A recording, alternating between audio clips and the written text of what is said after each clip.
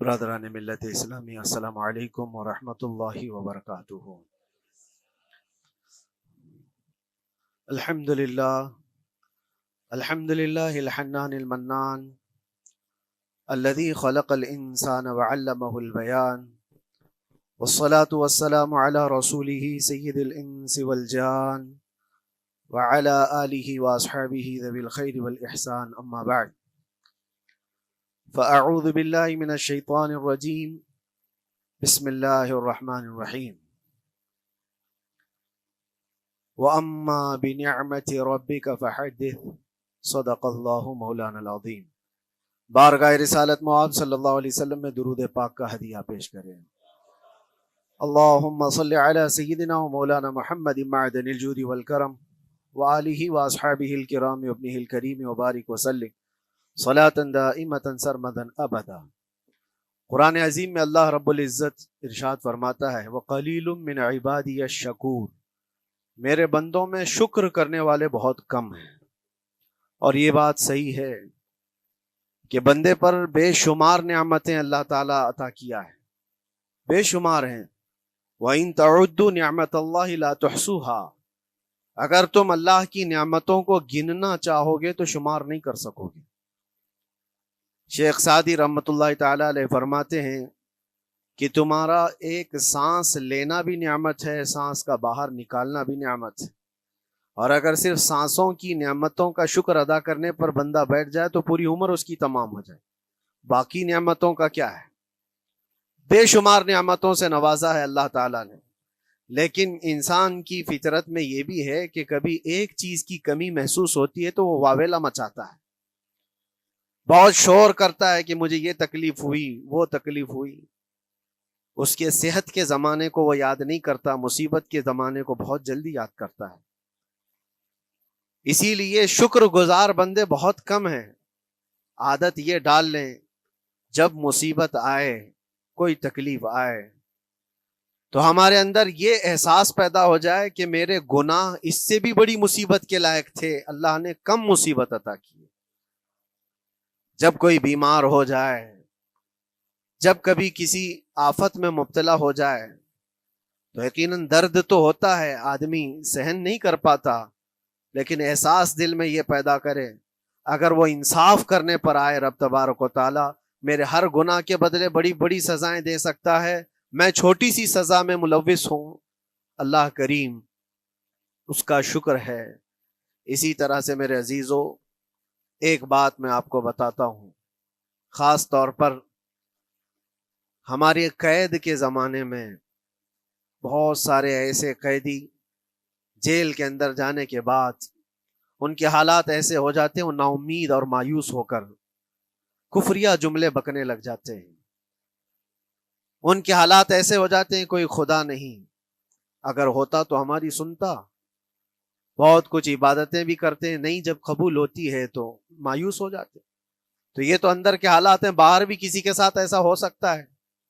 میں تو 10 سال سے دعا کر رہا ہوں، اولاد ہی نہیں ہوئی، کوئی یہ کہتا ہے۔ شادی ہو گئی، 10 سال ہو گئے، بچے نہیں ہو رہے ہیں۔ کوئی یہ کہتا ہے کہ میری بیٹی کا رشتہ ہی نہیں ہو رہا، ہر وظیفہ کر لیا، ہر دعا کر لیا، پھر یہاں سے نا امیدی، نا شکری۔ یہ جملے انسان کو کہاں تک پہنچا دیتے ہیں۔ ایک بات میں آپ کو بتاؤں، مولا علی کرم اللہ وجہہ الکریم کی یہ حکمت بھری بات ہے، ارشاد فرماتے ہیں جب کبھی مصیبت آئے اللہ کی طرف سے تو یہ امتحان ہے یا سزا ہے، کیسے پتا چلے؟ ظاہر سی بات ہے، ہر کوئی یہ کہتا ہے یہ تو اللہ کی طرف سے امتحان ہے، آزمائش۔ ہم بھی اندر تھے تو یہ بار بار احساس دلایا جاتا تھا، اور بعض لوگ یہ کہتے تھے کہ اللہ کی طرف سے آزمائش ہے، امتحان ہے، اس کو گزار لیجیے۔ بعض مرتبہ امتحان ہے اور بعض موقعوں پر سزا ہے، اور سزا کب ہے اور امتحان کب ہے یہ کیسے پتا چلے؟ بہت بڑا فارمولہ ہے۔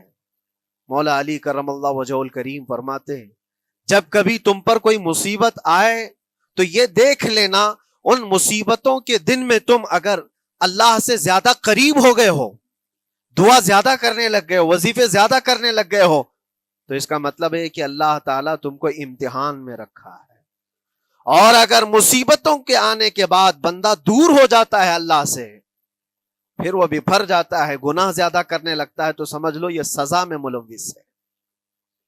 اب سب کی زندگی میں یہ مصیبتیں جب آتی ہیں تو خود اپنے آپ کو ریئلائز کرے، احساس کر کے دیکھے کہ مصیبت آئی ہے تو میرے ہاتھ میں تسبیح آ گئی یا پھر گالی گلوچ، مصیبت یا آفت آئی ہے میرے گھر پر تو میں عبادت اور نماز کی طرف زیادہ جا رہا ہوں یا پھر عیش و عشرت کی طرف زیادہ جا رہا ہوں، تو تمہیں خود پتا چل جائے گا کہ تم اللہ کی طرف سے امتحان میں ہو یا پھر سزا میں ہو۔ میرے عزیزوں، بہت مقامات ایسے ہیں جہاں پر بظاہر مصیبت کی حکمت ہمیں نہیں معلوم ہوتی کہ کیوں آئی یہ مصیبت، کیوں دی گئی ہے ہمیں ایسی تکلیف۔ اسی کا نام تقدیر ہے کہ اللہ تعالیٰ کے لکھے ہوئے پر راضی رہنا یہ مومن کی شان ہے۔ مومن کو ہمہ وقت اللہ تبارک و تعالیٰ کی طرف سے لکھی ہوئی اس تقدیر پر راضی رہنا ہے۔ آپ کو میں ایک بات بتا دوں، حضرت ابو جندل ایک صحابی ہیں، مکہ مکرمہ میں ایمان لائے، رسول پاک صلی اللہ تعالیٰ علیہ وسلم جب ابھی مکہ میں تھے، اس وقت غریب صحابہ کو کفار مکہ، مشرکین مکہ کس طرح سے پکڑ کر مارتے تھے، کیسے کیسی سزائیں دیا کرتے تھے۔ اسی اسنا میں اللہ کے نبی صلی اللہ علیہ وسلم ہجرت کر کے مدینہ تشریف لے گئے، لیکن جو ابو جندل تھے یہ قید میں تھے، قید میں تھے، ان کا باپ خود ان کو قید میں رکھا ہوا تھا، اور ایسی قید کہ زنجیریں بندھی ہوئی رہتی تھی، مسلسل کئی سال گزر گئے۔ حضور پاک صلی اللہ تعالیٰ علیہ وسلم کی ہجرت کے 6 سال گزر جانے کے بعد 7واں سال تھا جب آپ کو بتاؤں حدیبیہ کا وہ منظر پیش آیا جس کو صلح حدیبیہ کہا جاتا ہے۔ تقریباً 1400 صحابہ کے ساتھ رسول کریم صلی اللہ تعالیٰ علیہ وسلم عمرہ کرنے کے لیے آئے، لیکن اس وقت مکہ کے کفار و مشرکین مکہ سے تقریباً 35 کلومیٹر باہر دور آپ کا راستہ روک لیا، کہا ہم آپ کو عمرہ کرنے نہیں دیں گے، آپ کے اصحاب کو، آپ کے صحابہ کو ہم مکہ میں انٹر ہونے نہیں دیں گے۔ جنگ جیسی نوبت آ گئی تھی، لیکن حضور پاک صلی اللہ تعالیٰ علیہ وسلم اور صحابہ احرام پہن کر کے عمرہ کرنے کے لیے آئے، تو پھر درمیانی راستہ یہ اختیار کیا گیا۔ حضور پاک صلی اللہ علیہ وسلم نے فرمایا کہ ہم صلح کر لیتے ہیں، کچھ ایگریمنٹ ہو جائے ہمارے اور تمہارے درمیان، جنگ نہیں کریں گے، آج سے جنگ بندی ہو جائے۔ تو کفار مکہ اس بات پر راضی ہوئے، اور اس کے بعد صلح، جس کو کہتے ہیں صلح حدیبیہ، یہ بہت مشہور ہے۔ صلح حدیبیہ ہوئی، اس میں سارے پوائنٹس جو لکھے گئے تھے ایگریمنٹ کے اندر وہ سب مکہ والوں کی حمایت میں زیادہ تھے، دبا کر کے انہوں نے صلح کی تھی اس طرح سے ان کے الزام کے مطابق، یعنی اگر کوئی مکہ سے بھاگ کر مدینے جائے تو انہوں نے ایگریمنٹ میں لکھایا تھا کہ آپ کو وہ شخص ہمیں واپس کرنا پڑے گا، اور اگر مدینے سے کوئی بھاگ کر ہمارے پاس آئے تو ہم اس کو اپنے پاس رکھیں گے، ہم باہر واپس نہیں بھیجیں گے۔ تمہارا کوئی آدمی ہمارے پاس آ گیا بھاگ کر کے، یا ہمارا ہی وہاں رہنے والا کوئی آدمی آ گیا آپ کی امان سے نکل کر کے، تو ہم اس کو اپنے پاس رکھیں گے۔ ایسی بہت ساری شرطیں تھیں، میں کیوں کہہ رہا ہوں یہ بات سن لیجیے۔ یہ صلح حدیبیہ ہو گئی، ایگریمنٹ ابھی لکھا جانا تھا، وہ ابو جندل صحابی جو کئی سالوں سے مکہ میں قید میں تھے، زنجیریں توڑ کر کے وہ باہر نکل آئے، اور جب ان کو یہ خبر ملی کہ مکہ سے 35 کلومیٹر دور اللہ کے نبی صلی اللہ تعالیٰ علیہ وسلم اپنے صحابہ کے ساتھ پڑاؤ ڈالے ہوئے ہیں اور تشریف لانے والے ہیں، کسی طرح بچ بچاتے ہوئے وہ وہاں پہنچ گئے حدیبیہ کے مقام پر۔ جیسے ہی وہ پہنچے صحابہ میں ایک شور ہو گیا، صحابہ جانتے تھے کہ کتنے سالوں سے ابو جندل قید میں ہے، طرح طرح کی اذیتیں اٹھاتا ہے، بہت مصیبتیں اٹھائی ہیں ابو جندل۔ دیکھا ان کے جسم پر پورے زخموں کے نشان تھے، ہاتھوں اور پیروں میں زنجیریں لٹکی ہوئی تھیں۔ وہ اسی حالت میں صحابہ کے پاس آ گئے، صحابہ سب نے سینے سے سینہ لگایا، استقبال کیا، ابو جندل تم آ گئے ہمارے پاس، آ گئے۔ اب بات سنو، بڑی حیرت کی ہے، ایگریمنٹ لکھا جا رہا تھا اور ابو جندل مکہ سے فرار ہو کر کے آئے تھے۔ ابو جندل کا جو باپ ہے اور دوسرے جو رئیس مکہ کے تھے، قریش کے سردار، سبوں نے ہاتھ روک لیا اور کہا ہمارا ایک آدمی بھاگ کر آپ کے پاس آیا ہے، ایگریمنٹ کے مطابق اس کو آپ ہمیں واپس کرنا ہوگا، واپس لوٹانا ہوگا۔ مکہ میں رہنے والا شخص آپ کے پاس آیا ہے، وہ ہمارا قیدی ہے۔ حضور پاک صلی اللہ تعالی علیہ وسلم نے فرمایا ابھی تو لکھا نہیں گیا، اس سے پہلے وہ آیا ہے، چھوڑ دو اس کو، اس کے بعد جو بھی ہوگا اس پر عمل کریں گے۔ مکہ والوں نے کہا نہیں، ہم نہیں مانتے اس چیز کو۔ حضور پاک صلی اللہ تعالی علیہ وسلم نے یہاں تک فرمایا اس ایک شخص کو میری ضمانت میں دے دو، باقی تمہاری ساری شرطیں منظور کر لی جائیں گی۔ وہ رحمت للعالمین، نبی اکرم صلی اللہ تعالی علیہ وسلم اپنے غلاموں پر رحم کیسے نہ کریں؟ جب ان حالات میں دیکھا ابو جندل کو تو صحابہ بھی حضور کے پاس آئے اور کہا یا رسول اللہ صلی اللہ علیہ وسلم صلح کیوں کر رہے ہیں ان کے ساتھ؟ جنگ کریں گے ہم ان کو، ہم نے بدر میں، احد میں، خندق میں ان کے ساتھ جو مقابلے کی ہمیں تجربہ ہے، ہم ان کے پرخچے اڑا دیں گے، آپ اجازت دیں ہم جنگ کریں گے۔ اللہ کے نبی فرماتے ہیں میں جو دیکھ رہا ہوں وہ تم نہیں دیکھ رہے ہو، اللہ کا حکم نہیں ہے جنگ کرنے کا، صلح ہے۔ صلح ہو گئی، لکھا جا رہا تھا، اور یہ ابو جندل آئے۔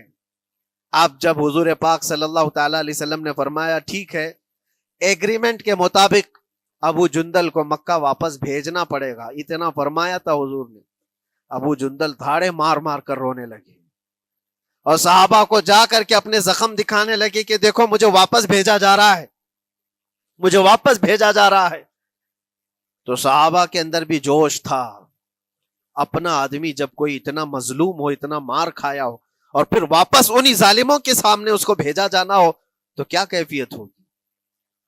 تو وہ ابو جندل سارے صحابہ کے بیچ میں چھپ چھپاتے ہوئے رو رہے تھے۔ اللہ کے نبی صلی اللہ علیہ وسلم تشریف لائے اور فرمایا ابو جندل میں کہہ رہا ہوں واپس چلے جاؤ، واپس جاؤ، مکہ جاؤ۔ تو انہوں نے کہا یا رسول اللہ صلی اللہ علیہ وسلم ان زخموں کے ساتھ واپس جاؤ؟ اللہ کے نبی صلی اللہ علیہ وسلم نے فرمایا ہاں ابو جندل، اللہ کی مرضی یہی ہے، اور اللہ کا نبی وہی کہتا ہے جو اللہ کی مرضی ہوتی ہے۔ یہ میں کہہ رہا ہوں بظاہر تکلیفوں کی حکمت ہمیں معلوم نہیں ہوتی، لیکن ہمیں عمل کرنا چاہیے۔ نبی پاک صلی اللہ تعالی علیہ وسلم کا جب حکم ہوا، ابو جندل انہی زنجیروں کے ساتھ ان کے باپ کے حوالے کر دیے گئے، وہ گھسیٹتے ہوئے لے جا رہا تھا، گھسیٹتے ہوئے واپس انہی قیدیوں کی طرح لے جا رہا تھا۔ سب کی آنکھوں میں آنسو تھے، لیکن حکمت الہی کیا ہے یہ کون جانتا ہے؟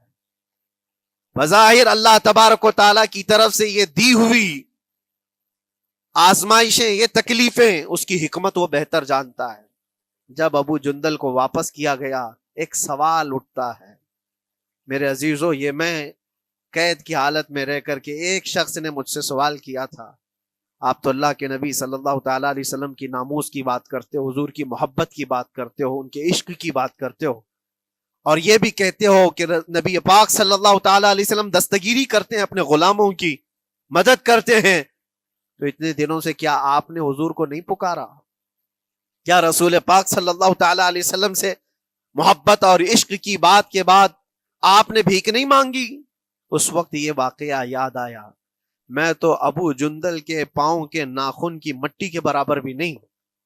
وہ صحابی رسول تقریباً ان کے متعلق کہا گیا ہے 6 سے 8 سال تک وہ ان کی قید میں رہے، تو کیا رسول پاک صلی اللہ علیہ وسلم کو خبر نہیں تھی؟ خبر تھی، لیکن ہوتا ایسا ہے کہ جو جتنی محبت کرتا ہے اتنے ہی امتحانوں سے گزارا بھی جاتا ہے، اس کو امتحان دینے پڑتے ہیں۔ اسی لیے بار بار میں یہ بات کہتا ہوں، حضور پاک صلی اللہ تعالی علیہ وسلم کی ناموس کی بات کرنا، عظمت رسالت کی بات کرنا، یہ حلوے پراٹھے کھانے کا نام نہیں ہے، یہ شہادت گہے الفت میں ہے قدم رکھنا۔ لوگ آسان سمجھتے ہیں مسلمان ہونا، حضور پاک صلی اللہ تعالی علیہ وسلم کی شریعت طاہرہ کو بچانے کے لیے ہی تو، حضور کی ناموس کی حفاظت کے لیے ہی تو مولا امام حسین نے اپنی گردن دے دی، اپنے بچوں کی قربانی دے دی، اپنا عیش آرام سب تیاگ دیا۔ یہ ساری قربانیوں کے بعد ہی اس امتحان سے بندہ نکلتا ہے۔ وہ امام احمد بن حنبل جن کے سینے میں 5 لاکھ حدیثیں محفوظ تھیں، رسول پاک صلی اللہ علیہ وسلم کی 5 لاکھ حدیثوں کے حافظ، لیکن بغداد کے ظالم حکمرانوں نے ان کو ننگی پیٹھ پر کوڑے مارے ہیں، پہلی مرتبہ 100 کوڑے، دوسری مرتبہ پھر 100 کوڑے، تیسری مرتبہ پھر 100 کوڑے، اتنے میں تو آدمی مر جاتا ہے۔ امام احمد بن حنبل کی پیٹھ جھک گئی تھی۔ میرے عزیزو، یہی ہے جس کو ہم کہہ رہے شہادت گہے الفت میں ہے قدم رکھنا۔ اگر تم سچا ایمان رکھتے ہو تو پھر آزمائش بھی ہوگی، اللہ کریم قرآن میں فرماتا ہے وَلَيَعْلَمَنَّ اللَّهُ الَّذِينَ صَدَقُوا وَلَيَعْلَمَنَّ الْكَاذِبِينَ، اللہ تبارک و تعالیٰ ضرور آزمائے گا سچا کون ہے اور جھوٹا کون ہے۔ مصیبتیں آئیں گی، آندھیاں آئیں گی، لیکن جمے رہو، ڈٹے رہو، اللہ رب العزت سے کبھی بھی اپنا رشتہ نہ توڑو، اور جو تمہارے اندر ایمان ہے، توکل اور یقین ہے، ذرا برابر بھی فرق آنے نہ پائے۔ آج نہیں قبول ہوئی کل ہوگی، کل نہیں قبول ہوئی پرسوں ہوگی، کبھی نہ کبھی تو دعا قبول ہوگی۔ دنیا داروں کے دروازے کھٹکھٹاتے ہیں تو ایک نہ ایک دن دروازہ کھلتا ہے، وہ ارحم الراحمین ہے، وہ ارحم الراحمین ہے، دروازے کھولتا ہے، لیکن وہ بہتر جانتا ہے کس وقت دروازہ کھلنا چاہیے۔ ہم اپنی مرضی کے مطابق رب کو نہیں چلا سکتے، مولا تعالیٰ جیسا چاہے ہمیں ویسا چلنا چاہیے۔ ایک بات اور میں بتا دوں سید، یہ تو دوسرے لوگوں کی بات ہے جس میں ہمارے قصور ہیں، ہمارے جرم ہیں، ہمارے گناہ ہیں، جس کی وجہ سے مصیبتیں آئیں گی، لیکن اللہ کے نبی کا کوئی گناہ نہیں ہوتا۔ جو نبی ہوتے ہیں وہ معصوم ہوتے ہیں۔ سیدنا یوسف علیہ الصلوۃ والتسلیم اللہ کے نبی، اللہ کے نبی ابراہیم علیہ السلام کے بیٹے اسحاق علیہ السلام، اسحاق علیہ السلام کے بیٹے یعقوب علیہ السلام، یعقوب علیہ السلام کے بیٹے یوسف علیہ السلام، جن کی نسل میں انبیاء کرام، جو پورا خاندان نبوت کا ہے، وہ یوسف علیہ السلام کن کن مقامات سے گزارے گئے۔ پہلے بھائیوں نے کنویں میں پھینک دیا، اور اس کے بعد اس زہریلے کنویں سے وہ نکالے گئے۔ جنگل میں کوئی نہیں تھا جب ان کے بھائیوں نے کنویں میں پھینکا تھا۔ اس وقت ایک قافلہ جا رہا تھا، انہوں نے ڈول ڈال کر کے نکال لیا اور پھر لے کر کے گئے۔ یہاں سے کنویں سے تو نکالے، لیکن آگے کی زندگی کیا ہے؟ مصر کے بازار میں لے جا کر قافلے والوں نے بیچ دیا۔ یوسف علیہ السلام پھر خریدے گئے، کس کے ہاں؟ عزیز مصر، بادشاہ مصر کے گھر میں، اور وہاں پر زلیخا آپ پر فدا ہوئی۔ پھر آپ پر الزام بھی لگایا گیا، اور اس الزام کی بنیاد پر آپ کو جیل بھیجا گیا۔ اللہ کے نبی کے دامن پر پیوند تو ہو سکتا ہے، دھبا نہیں ہوتا۔ کسی گناہ کا تصور بھی وہ نہیں کرتے، وہ معصوم ہوتے ہیں، لیکن بغیر کسی قصور کے، بغیر کسی جرم کے آپ کو جیل بھیجا گیا۔ یوسف علیہ الصلوۃ والتسلیم جیل جب گئے، وہ نبی ہو کر کے، اور اس کے بعد دن کٹتے رہے۔ دن کیسے؟ ہفتے، ہفتے کیا مہینے، مہینے کیا سال۔ یوسف علیہ الصلوۃ والتسلیم کے 7 سال گزر گئے۔ جب کبھی کسی انوسینٹ کو، بے قصور آدمی کو تکلیف دی جاتی ہے تو اس کو احساس زیادہ ہوتا ہے، اور جرم کی وجہ سے جب کوئی تکلیف میں آتا ہے تو کمپرومائز کر لیتا ہے، میں ایسا غلطی کیا تھا، مجھے یہ جھیلنا پڑ رہا ہے۔ لیکن جس کا جرم ہی نہیں، نہ کردہ گناہ کی سزا جب دی جاتی ہے، بندہ بہت بکھر جاتا ہے، ٹوٹ جاتا ہے۔ لیکن وہ اللہ کے نبی تھے، توکل کیسا تھا، یقین کیسا تھا، صبر کے ساتھ نکالے۔ لیکن ایک بہت پیاری بات ہمیں ملتی ہے میرے عزیزوں، وہاں قیدی اور بھی تھے، اور یوسف علیہ السلام کو اللہ تعالیٰ نے ایک معجزہ عطا کیا تھا۔ وہ خوابوں کی تعبیر سچی سچی بتاتے تھے۔ خواب کی تعبیر ہوا کرتی ہے، جو بھی خواب دیکھتا ہے آدمی، اس میں اشارہ ہوتا ہے اللہ کی طرف سے۔ تو 2 قیدیوں نے خواب دیکھا تھا، یہ قرآن پاک کے سورہ یوسف میں پورا موجود ہے، 12ویں پارے میں۔ 2 قیدیوں نے خواب دیکھا، اپنا اپنا خواب انہوں نے بیان کیا یوسف علیہ السلام کو۔ ایک قیدی نے دیکھا کہ وہ سر پر روٹیاں رکھ کر کے لے جا رہا ہے اور پرندے نوچ نوچ کر کھا رہے ہیں۔ دوسرے نے دیکھا کہ وہ انگوروں کو نچوڑ کر کے اس کے رس پی رہا ہے۔ تو انہوں نے بتایا یوسف علیہ السلام کے پاس، ایسا ایسا ہم نے خواب دیکھا ہے، اس کی تعبیر کیا ہو سکتی ہے؟ سیدنا یوسف علیہ السلام فرماتے ہیں، میں دونوں کے خواب کی تعبیر بتاؤں گا، لیکن اس میں سے ایک بندہ، اس سے آپ نے کہا تو وعدہ کر کے میرا بھی کام کرے گا، میرا بھی ایک کام ہے تو کرے گا۔ 7 سال گزر گئے تھے، جو بادشاہ مصر تھا وہ بھی بدل چکا تھا، جس نے قید میں ڈالا تھا وہ ختم ہو گیا، دوسرا آیا، تیسرا آیا، جو بھی آیا، لیکن حکومت بدلی ہوئی تھی۔ تو خواب کی تعبیر بتانے سے پہلے ایک قیدی سے یوسف علیہ السلام نے کہا کہ میرا کام تو کرے گا؟ اس نے کہا ہاں، آپ جو کہیں گے میں کروں گا۔ تو سنو، تعبیر یہ ہے، جس کے سر پر روٹیاں رکھی ہوئی اور کوے کھا رہے تھے یا پرندے کھا رہے تھے، اس کی تعبیر یہ ہے کہ عنقریب تجھ کو موت کی سزا سنائی جائے گی۔ وہ غمگین تھا۔ دوسرے سے کہا تو انگور کے رس نچوڑ کر پی رہا تھا، تیرے خواب کی تعبیر یہ ہے کہ عنقریب تجھ کو رہا کر دیا جائے گا۔ تو آزاد ہوگا، اور تجھ سے ہی میرا کام یہ ہے کہ آزاد ہو کر جائے گا تو تو موجودہ وقت کے جو بادشاہ ہے، شاید اس کی فوج میں شامل ہو جائے یا اس کے سپاہیوں میں وزیروں میں، تو میری یہ بات اس تک پہنچا دینا، پچھلے 7 سالوں سے بے گناہ بے قصور ایک قیدی اندر ہے، اس کو آزاد کر دیا جائے، اس کو آزاد کر دیا جائے۔ اس نے کہا بالکل، اگر میں چھوٹا تو آپ کا ایک کام ضرور کروں گا۔ سنیے بات، چند دن نہیں گزرے تھے کہ اس ایک قیدی کو موت کی سزا ہو گئی، اس کو موت کی سزا سنائی گئی اور پھانسی ہو گئی۔ دوسرا یہ جو قیدی جس کو آپ نے رہائی کی خوشخبری دی تھی، اس کی بھی رہائی کی خوشخبری آ گئی، وہ آزاد ہو گیا۔ لیکن قرآن پاک میں ہے، آزاد ہو کر جب جاتا ہے آدمی تو پچھلا بھول جاتا ہے۔ اکثر ایسا ہی ہوتا ہے، کیا جیل کے دوست کون تھے کیا تھے کچھ پتا نہیں، اور آدمی تو یہ سوچتا ہے دوبارہ کبھی ادھر کے دروازے کو بھی نہ دیکھو، آیا اور بھول گیا۔ یوسف علیہ السلام نے جو کام دیا تھا وہ بھول گیا، یہاں تک کہ قرآن میں اللہ فرماتا کئی سال گزر گئے، 1-2 دن نہیں، سالوں گزر گئے، اور وہ بادشاہ کی فوج میں شامل تھا یا بادشاہ کے مصاحبین میں شامل تھا، قریبی لوگوں میں۔ ایک زمانے کے بعد مدت ہوئی، اور اس وقت سوچیے آپ کتنا وقت حضرت یوسف علیہ السلام نے کاٹا ہوگا۔ ایک دن آپ بے اختیار رو پڑے اللہ کی بارگاہ میں۔ یہ میں آپ کو بتا رہا ہوں، کبھی کبھار انسانی فطرت کا تقاضا ہے، اللہ تبارک و تعالیٰ کی بارگاہ میں رو پڑے اور کہا اے رب العالمین، اے ارحم الراحمین، یہ دن کب ختم ہوں گے؟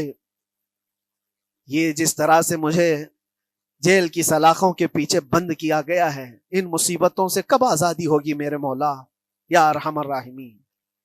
جواب رب تعالیٰ کی طرف سے آیا، یہ ہمارے اور آپ کی بات نہیں ہے، یہ اللہ کے نبی کی بات ہے۔ اب سنو، یوسف علیہ السلام کو جواب آیا، اے یوسف، جب تجھے جیل سے نکلنا ہی تھا، تجھے باہر جانا ہی تھا، تو دنیا کے بادشاہ کے پاس سامنے کیوں ریکویسٹ رکھا، میرے سامنے رکھ دیا ہوتا۔ اللہ اکبر، یہ توکل کا اعلیٰ درجہ ہے۔ اتنی مصیبتوں کے بعد بھی تم نے اس سپاہی کو کیوں اپنا قاصد بنا کر بادشاہ کے سامنے بھیجا کہ میری آزادی ہو جائے؟ یوسف علیہ السلام بہت روئے، سجدے میں گر کر کے مولا مجھے معاف کر دے، اور میرے ہر شے کا تو مالک ہے، اب میں زندگی بھر قید میں رہوں یا آزاد رہوں یہ تیری مرضی پر ہے۔ میرے عزیزو، پھر یوسف علیہ السلام کے ساتھ کیا ہوا؟ بادشاہ نے خود ایک خواب دیکھا اور وہ پریشان تھا، خوابوں کی تعبیر کوئی بتا نہیں رہا تھا۔ تب اس قیدی کو چھوٹے ہوئے کو یاد آئی بات کہ جیل میں ایک آدمی ہے جو سچی تعبیر بتاتا ہے۔ پھر اس نے بادشاہ سے کہا ایک قیدی بہت شریف اور صالح ہے، وہ سچی تعبیر بتائے گا، آپ کہے تو میں اس کو لے آؤں، اور اس نے مجھے یہ کہا بھی تھا کہ اس کو آزاد کرنا ہے، آپ کے پاس ریکویسٹ رکھنی ہے کہ وہ بے قصور قید میں ہے۔ بادشاہ نے معلومات حاصل کی اور اس کے بعد پروانہ دے دیا کہ اس قیدی کو آزاد کیا جائے جس کو بے قصور رکھا گیا ہے، اور میرے خواب کی تعبیر بتائی جائے۔ یوسف علیہ الصلوۃ والتسلیم کو لوگ آئے لینے کے لیے۔ اب یہاں منظر اور ہے میرے عزیزوں، کہا کہ بادشاہ نے خواب دیکھا، اس کی تعبیر بتائے۔ آپ نے تعبیر تو بتا دی کہ کیا ہونے والا ہے اگلے 7 سالوں میں بادشاہ کے ساتھ، یہ ساری تعبیر بتائی، لیکن جب آزاد کرنے کی بات آئی تو آپ نے کہا رہنے دو، اب مجھے قید میں رہنے دو، اس لیے کہ آپ کو یہ احساس ہوگا کہ میں بادشاہ کے پاس کیوں رکھا ہے اس مقدمے کو۔ لیکن بعد میں بادشاہ اور اس کے مصاحبین اور اس کے وزیر آپ کو اصرار کرتے ہوئے لے گئے اور لے جا کر کے سیدھے وزیر اعظم کے تخت پر بٹھا دی، سیدھے وزیر اعظم کے تخت پر بٹھا دیا۔ پھر رب تبارک و تعالیٰ نے فرمایا اے یوسف، جب تک ہم چاہیں تب اندر رہے گا آدمی، اور جب ہم چاہ لیں باہر تو پھر اپنی مرضی سے کوئی اندر بھی نہیں رہ سکتا۔ حقیقت ہے میرے عزیزو، جب مصیبتوں کے ختم ہونے کا وقت آئے پھر پوری دنیا کھڑی ہو کر کے بھی تم کو مصیبت نہیں دے سکتی۔ تکلیف نہیں دے سکتی.